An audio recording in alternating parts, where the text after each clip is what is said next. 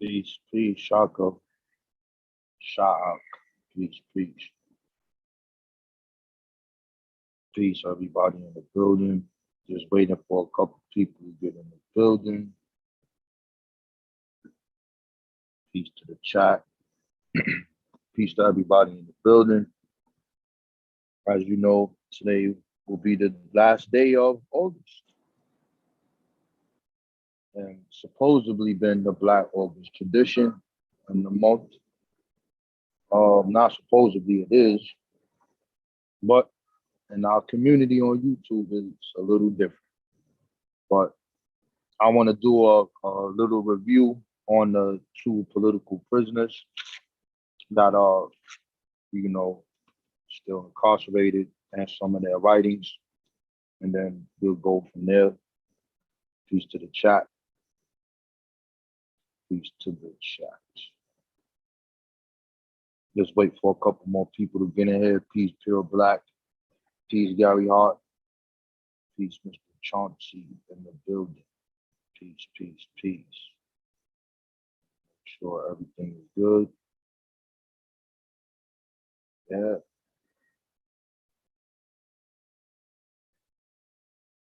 Live chat. So we got 9 in the building. I'll wait for a couple more to come in and then I'll start it off. Oh, down to 8 now. Okay. I might as well just go. So, this month is supposed to represent Black August, and Black August is a tradition that starts with our political prisoners, and then it reaches out and stretches towards actions of revolution that took place in the month of August. But you could have your Nat Turners, you could have the beginnings of the move bombings and the resistance there, and you could have the forming of that fugitive slave law convention, and it just keeps going on and on and on. But it's a tradition. So in this month, sadly, the Black August tradition on Black YouTube, that's out the window. Consciousness is now in the toilet bowl. If you talk about Black power, you're a scammer or something else, which is sad, but that's what it is. But we're not here to do that. I am here to give this specific information about this tradition. So I want to point out these individuals and just read something briefly from their stories, and then I'm gonna keep moving. So I'm gonna start with Mutulu Shakur. So give me 1 second here as I load up here. And I should be sharing in a second. 3, 2, 1, boom. Okay.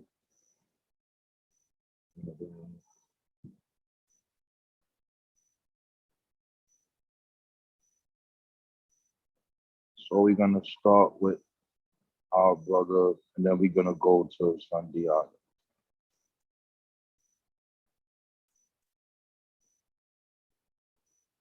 See what happens if I flip this. Nah, it's better this way. All right, this is Mutulu Shakur. Real name, Jarrell Wayne Williams. Was born on August 8th, 1850 in Baltimore, Maryland, and grew up in Queens, New York. Shakur's first involvement with the political struggle began with New York's Ocean Hill, Brownsville for decentralization and parental community control of the public school. The movement's relative success led to further civil rights activism. That is something very important, this Brownsville decentralization, and that's dealing with community control, as you heard, of the schools. And this has something to do with who later becomes your teachers, which are these Jewish teachers. But this was a movement that was very imperative to our education and our youth. So if you get a chance, look up New York Ocean Hill Brownsville. Just put it in your search box. In 1970, Shakur began his career as an acupuncturist and healthcare worker, joining the Lincoln Hospital detoxification program in the Bronx. He used acupuncture and the detoxification programs of thousands of drug-addicted patients. In 1978, he earned a Doctor of Acupuncture degree from the Quebec Institution of Acupuncture, and also that year he co-founded the Black Acupuncture Advisory Association of North America and the Harlem Institute of Acupuncture. Between 1978 and 1982, extending his medical work, he treated not only drug addicts, but elderly and poor patients unable to receive affordable quality health care. This is important as far as the background of this individual because you will never hear this. You will always hear the end part, but there's always a foundation to everyone. Let's keep reading. 10 years earlier, at the age of 18, he had been a founding citizen of the provisional government of the Republic of New Africa, which called for reparations as well as an independent black nation within the South. While serving as a leader and providing security in the RNA, Shakur also worked with the New York chapter of the Black Panther Party. Following the split in the party, he became a member of the Black Liberation Army. Yet throughout the 70s, Shakur largely focused on his work as an RNA leader. Because of his political activities, the Federal Bureau of Investigation began filing regular surveillance reports on Shakur when he was 19. Now, look at the age of this individual. In the 1970s, he founded and directed the National Task Force for COINTELPRO Litigation and Research to increase public awareness of the FBI counterintelligence program at a time when few were informed of its existence. Very important.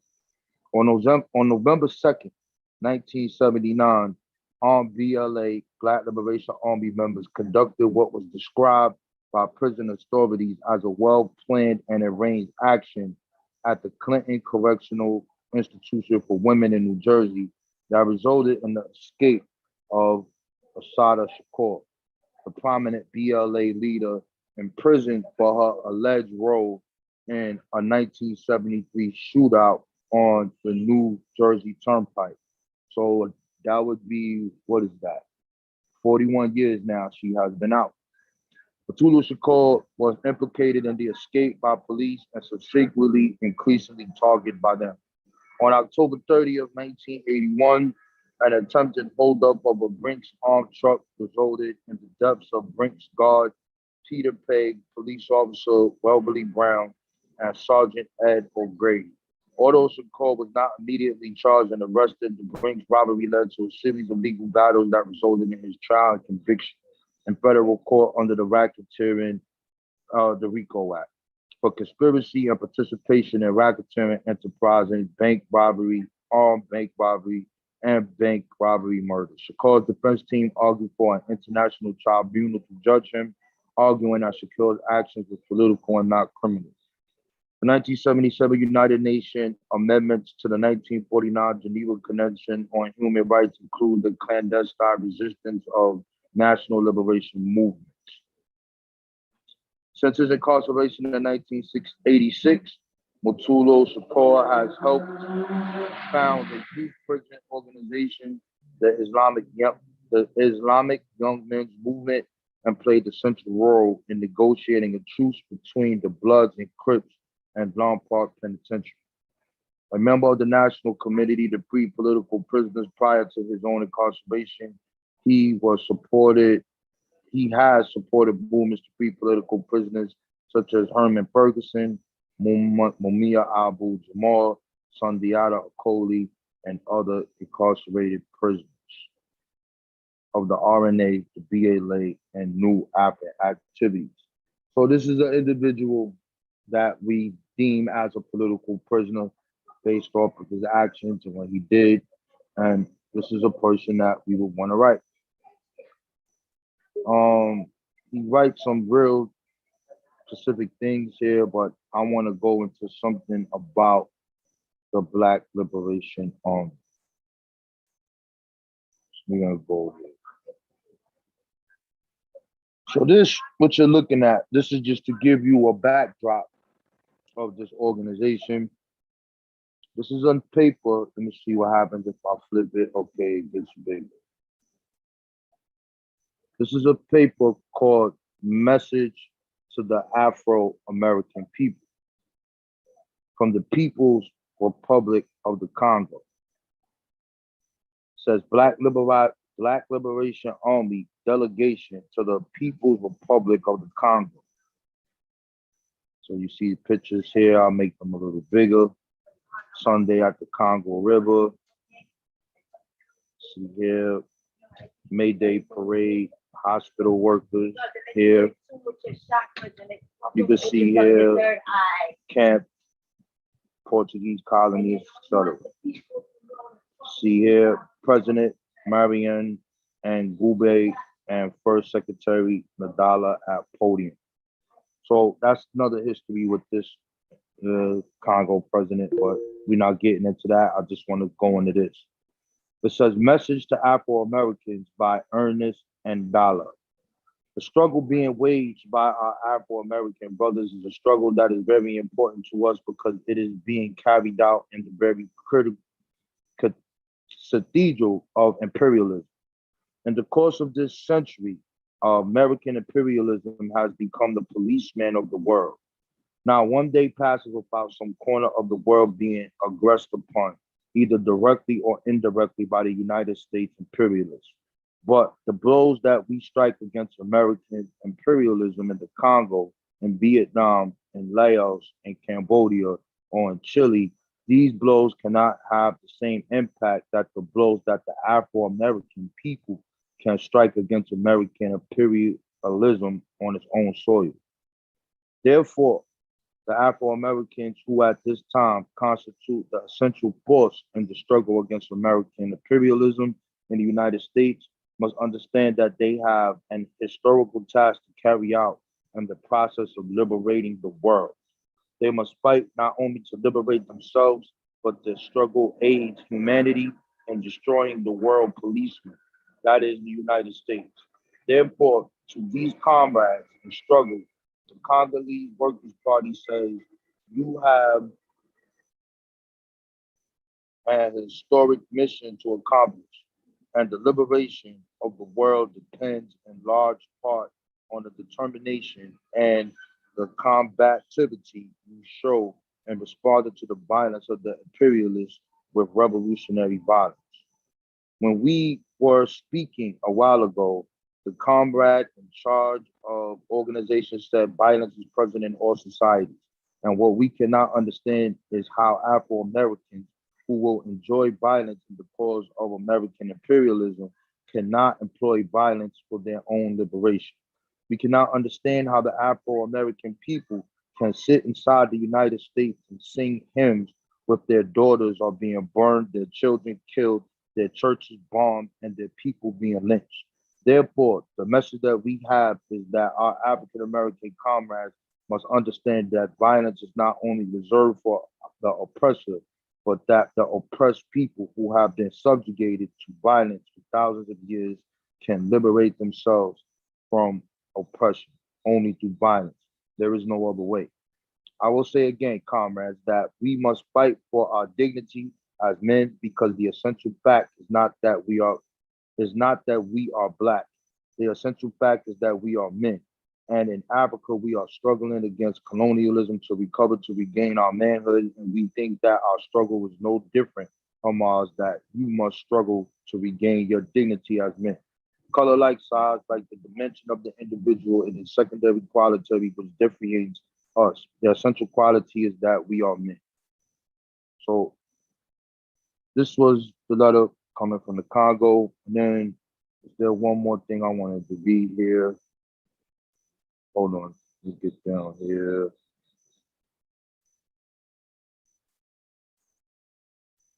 Now I'll skip this, but this is dealing with LJ Cleaver, and you know that there was a split in the Black Panther Party, and then this Black Liberation Army is formed sometime around this time when this happens. But in any event, this was the clandestine organization that was set out to do what we cry about. These were the people, such as Mutulu Shakur and others, who decided to actually liberate the people multiple times from prisons. Not just Sada Shakur, but multiple times. These are the people who decided to kill the police. These are the people who decide to leave a note on them and tell them, if you stay in our community killing us, we will kill you. These are the political prisoners that are locked up, and they must not be forget. That is the purpose of the Black August tradition. This type of resistance. Okay, so we're gonna go back into my book, and we're gonna back up to Sundiata Acoli. And this is not gonna be a long build, but we gotta get this. We gotta get this.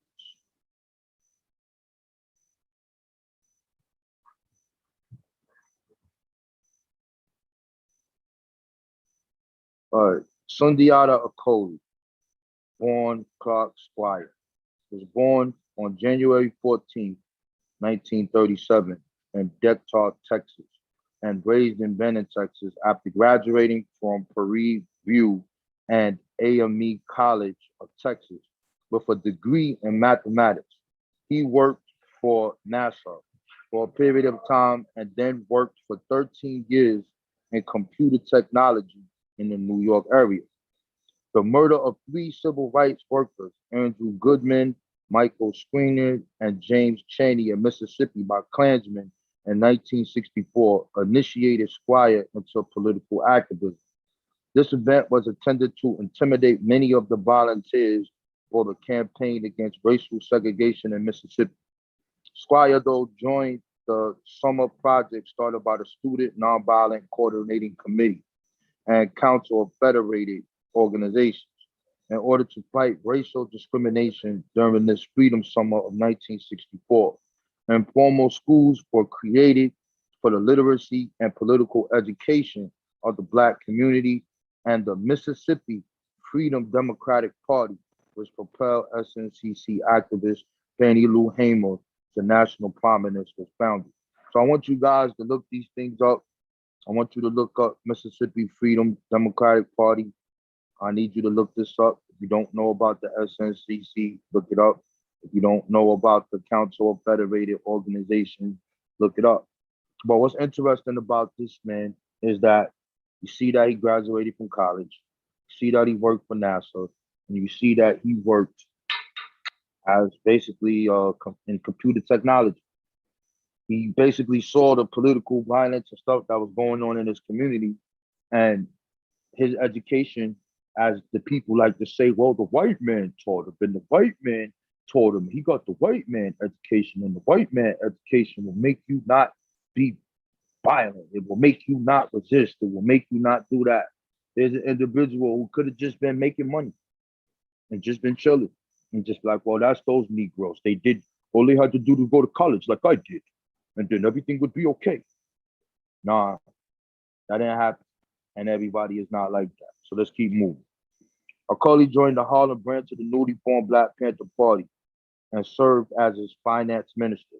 He was arrested on April 2nd, 1969, in the Panther 21 conspiracy. You need to look that up. The Panther leaders were eventually acquitted of all charges but extended incarceration prior to and during the trials, and self-exile and fugitives rendered many incapable of organizing in African American communities. Due to the extensive targeting of Black Panthers by the SBO, COINTELPRO, Acoli considered the underground a necessity in order for Panthers to escape government and police assaults. The U.S. government considered the liberation movement a terrorist organization. In witness testimony of Shakur Odenga's trial, Acoli argued that police pressure had forced him and others to go underground with their activities because a lot of Panthers were getting killed. On May 2nd, 1973, Sundiata Acoli, Assata Shakur, Zayed Malik Shakur was stopped for an alleged traffic violation by state troopers on New Jersey Turnpike, searching for Black militants. In the ensuing shootout, in which Panther Zayed Shakur and police officer Weena Foster were killed and Assata Shakur wounded, Acoli escaped only to be captured 2 days later. Inconclusive and contradictory ballistic evidence obscures how Trooper Foster was killed. The two bullets that were found in Foster's body were revolver bullets rather than those of a pistol, the type of weapon found in the pulled over barrel. Considerable controversy included allegations of prosecutorial malfeasance surrounding the trial. Nonetheless, Sada Shakur and Sundiata Acoli were convicted of the murder of Trooper Foster and separate Childs, both with all-white juries. They were sentenced to life plus 30 years in prison. Acoli was confined in Trenton State Prison, a management control unit created for him and other politically associated prisoners. For 5 years, he lived in isolation, cells smaller than the Society for the Prevention of Cruelty to Animals standard space requirement for a German Shepherd. Suffering from tuberculosis, Acoli was transferred in September 1979, even though he had no federal charges or sentences, to one of the highest security prisons in the United States, Marion Control Unit Prison, cited by Amnesty International for its human rights abuses. He, as were other political prisoners, was locked down 23 hours a day in a stripped cell. Acoli was in Marion for 8 years before he was transferred in July 1987 to Lenworth, Kansas. In the fall of 1992, he was eligible for but denied parole. And the New Jersey Parole Board, his trial took place in New Jersey, ruled in a 20-minute hearing that he would only be eligible again after another 20 years. That is unheard of. They don't normally do this. Acoli was not allowed to attend the parole meeting. He is currently incarcerated in the USP Allenwood in White Deer, Pennsylvania. In the general population, following September 11, 2001, Sundiata Acoli was placed in solitary confinement and held incommunicado until January 3rd, 2002. So here is a political prisoner that is still incarcerated that you need to write, that you need to say what's up, that you need to know about. You don't gotta write. Fine. Tell the story. Talk about it. Do something. Anything to just make it known that these are it's not only your civil rights movement that you have, that these are black brothers that chose a different and sisters who chose a different route to get us liberation. But these are the people who are left out of history. These are the people who are living in a live, you could say, corpse in there. And it must hurt to know that you did this and you stopped doing what you were doing because you wanted to liberate your people, but yet your people don't talk about you. You should not have been talking about free, what's his name, Meek Mill, or any of these people. You shouldn't be talking about freeing them. You shouldn't be talking about freeing Lil Wayne when that happened. You shouldn't be talking about that. You should be talking about this guy. Trying to figure out why these drug dealers come home and they get all of the love in the world after you destroyed the black community. I don't get it. But hey, this is what it is. So I want to go to something that he wrote. He has a lot of things that he wrote. Let me see, which one do I want to talk about? Because he wrote a lot. So these are his writings here.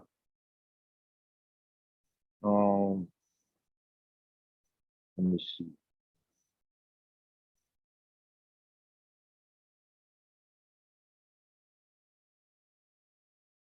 We're gonna go to this.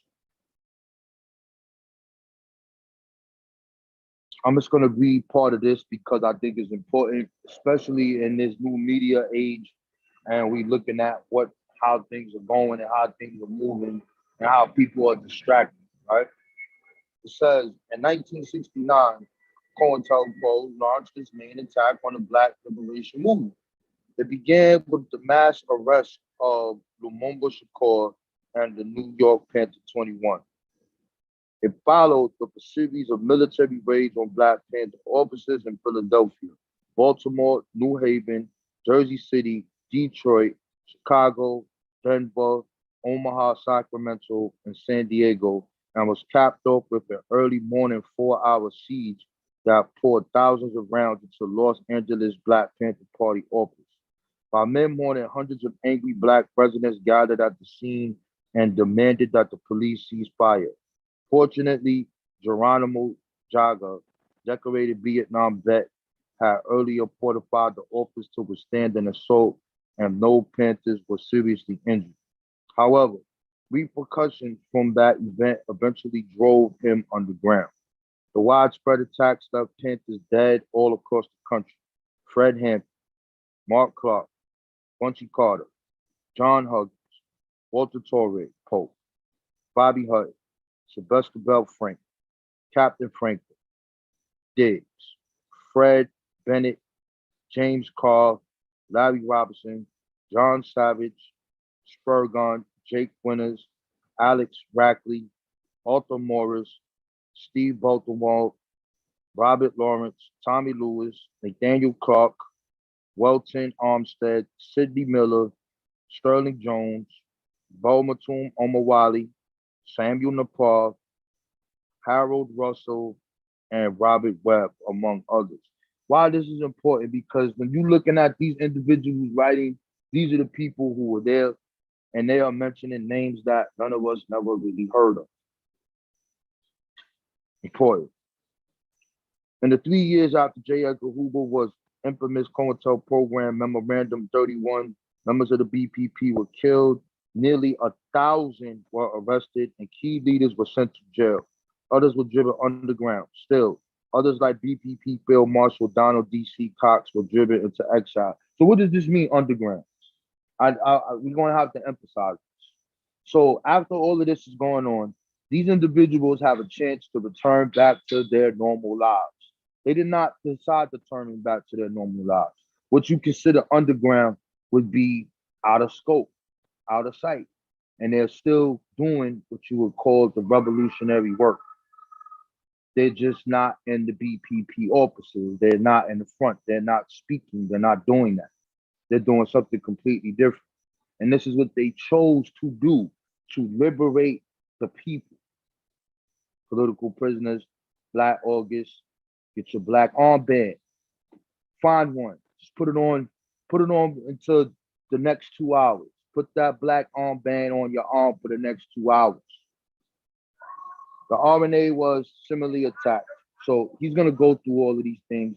But he also talks about the origin of the Crips. He has a specific thing on what happens in the 70s, the origin of the blood, and all of these things of that nature.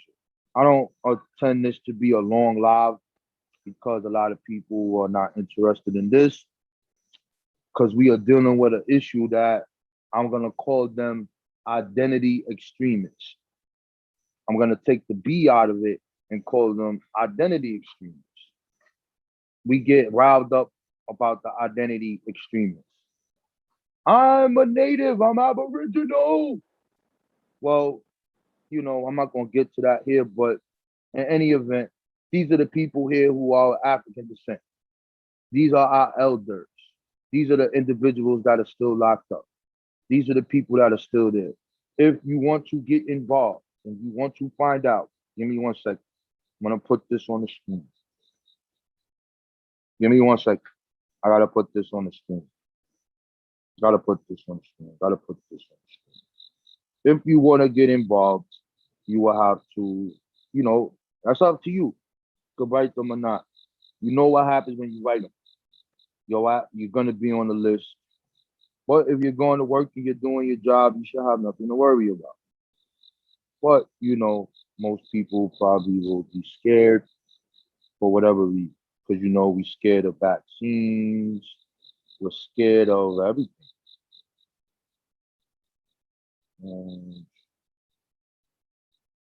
Hold on. I'm waiting for this thing to pull up. I'll use this one for now. It doesn't matter. There's a bunch of them. All right, so I'm about to share my screen.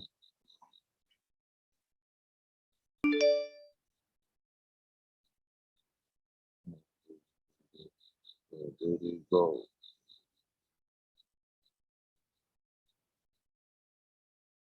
So this is called M4BL, Black August, commemorating the rise, the rich history of Black resistance in August. It's here, tells you why, take action, past events. Here's the why. You'll see it. In August 79, the first official Black August took place. The brothers and political family members who participated in the collective founding of Black August wore black armbands on their left arm and studied revolutionary works, particularly those of Comrade George Jackson. Some participated in fasting, Ramadan, etc. In any event, this is the last day of the month, but you can see it. Want to take action? See this here? Press that red button. Sign petition urging all charges be dropped against protesters and political prisoners. Write or visit rights or visit political prisoners and fundraise on their behalf. Text Reeve and ask your representative to co-sponsor the People's Response Act. Learn more about Joint Terrorism Task Force. There you go. So with that, let me check the chat. Not that many people on this one, huh?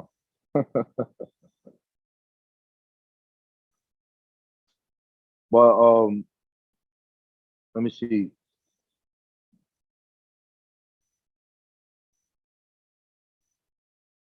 Yo, somebody said he want to hear Rob Bourne and Unc in a reading contest. Oh God, yo. You're funny, bro. You're funny. But in any event, let me put this here. Anybody want to jump on? You can jump on.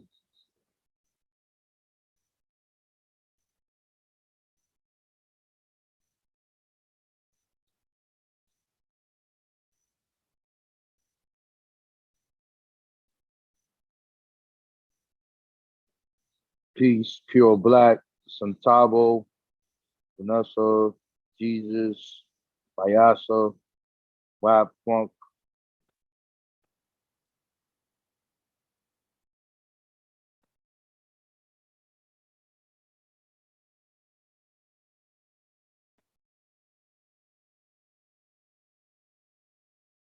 Rakim, peace, Wisdom, peace, peace to everybody in the building. Yeah, you crazy as hell, Jesus. Crazy for that one, bro. But in any event, if anybody has any questions, put it in the chat. I'll answer. I just wanted to, drop this little memorandum here for the people. Yeah, you crazy, Jesus. But now I just wanted to talk about that. You know what I'm saying? Because you know, I'm gonna point it out. But it's crazy. So the way we are now is to the point now that anybody talking about any black anything, you're gonna be looked at as a joke on YouTube. That's how it is. That's what's happening. That's what's happening, man. Sad day. What was that Martin Delaney book you had? Martin Delaney book? I don't know which one you're talking about. The one on Freemasonry? I don't think I showed the Martin Delaney book today. But the one I have a couple books. But if it's that one is free. You could put the origins of Freemasonry and just put Martin Delaney in it, and you could download that for free. The other Martin Delaney book I have is, let me check. Um, I can't even remember the name of this book.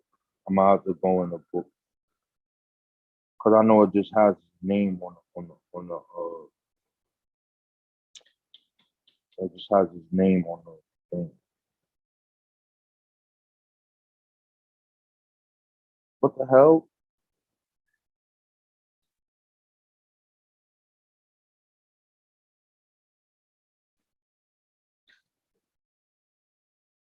Why isn't this thing popping up, man? Martin. Oops. Let's go back again.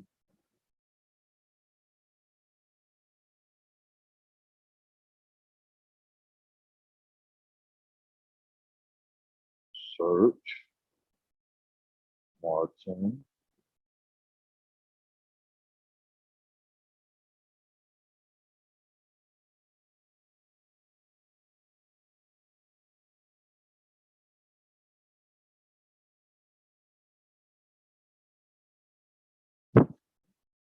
That's crazy.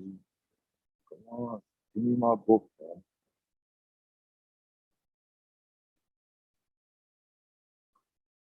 Oh, wow. That's crazy. You don't even pop it up. Oh, well. I know which one it is. I'll just grab it from here. I don't know why it's not opening. Come on. It's a blue cover, but I'll show you which one it is.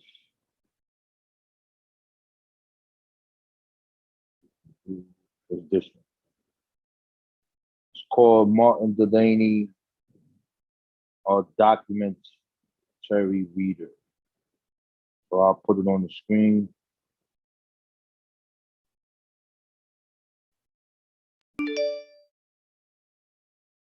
That's this book. So this has like all of his primaries and stuff is in that book. The other one is the origins of Black Freemasonry. That one is free. You can just put that in Google. So if that's the one you were talking about, that's it right there. Where can I get it? That's the one. Oh, that one. The blue one.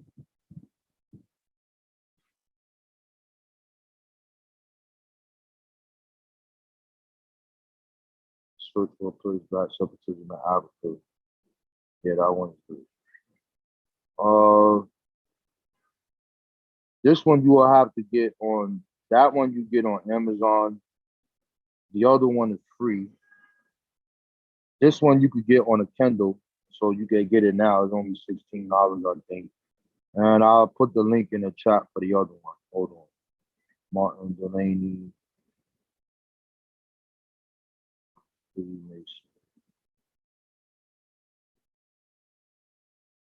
Give me 1 second. I'm just waiting for this thing to pop up.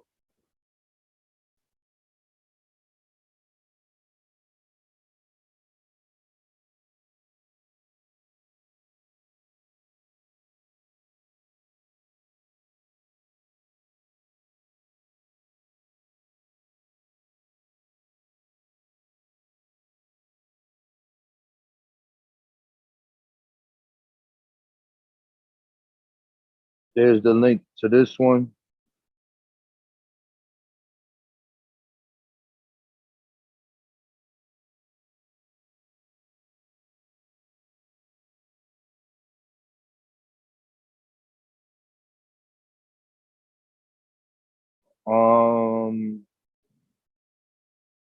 Let me make sure that this is the right one.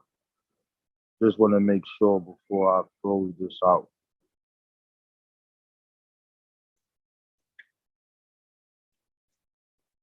And here's the original one. If you don't want that typed up version, here's the link to the original one. That's the link to the original one, the other one. I think it is. Did I give you the right one? Hold up. Nah, it's supposed to say Google course content. Skip that one. This one right here. It's too many. It's too many words. So just press Google Books, and it'll pop up like this. I'm gonna put it back on the screen.